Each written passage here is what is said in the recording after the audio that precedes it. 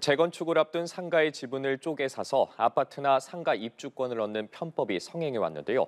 내년부터는 이런 상가 쪼개기가 금지됩니다. 또 재건축 아파트 입주가 끝나면 조합은 곧바로 청산 절차를 밟아야 합니다. 박효정 기자입니다. 서울 강남의 재건축을 앞둔 아파트 상가입니다. 재건축 조합이 설립되기 전이지만 상가 몸값이 뛰며 지난 5월 10제곱미터 점포가 14억 2천만 원에 거래됐습니다. 상가 지분을 갖고 있으면 재건축 아파트 입주권을 받을 수 있다는 점 때문에 매입 수요가 크게 늘었는데 이 때문에 상가 지분을 쪼개는 편법도 성행했습니다.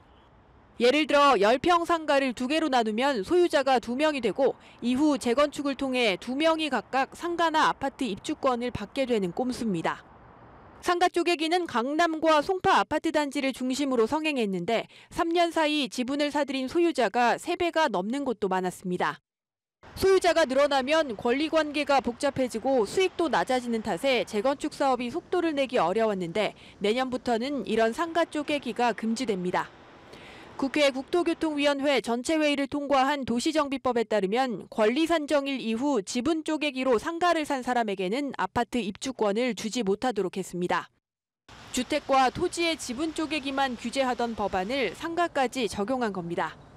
투기꾼들의 먹잇감이 된 거죠. 그 적은 비용으로 그 상가 지분을 매입해서 그 조합원이 자격이 되고 조합원 수가 늘어나고 일반 분양 가구 수가 줄어드니까 추가 부담금이 늘어나는 그런 문제점이 있었습니다. 이와 함께 재건축이 끝난 아파트 조합장이 월급을 받아가는 일이 없도록 입주가 끝나면 조합 해산과 청산 절차를 밟아야 합니다. 국회를 통과한 도시정비법 개정안에 따르면 내년 6월부터는 조합 해산 이후 청산인이 곧바로 청산 업무를 진행해야 하며 정부와 지방자치단체가 이를 감독하도록 했습니다. 연합뉴스TV 박효정입니다.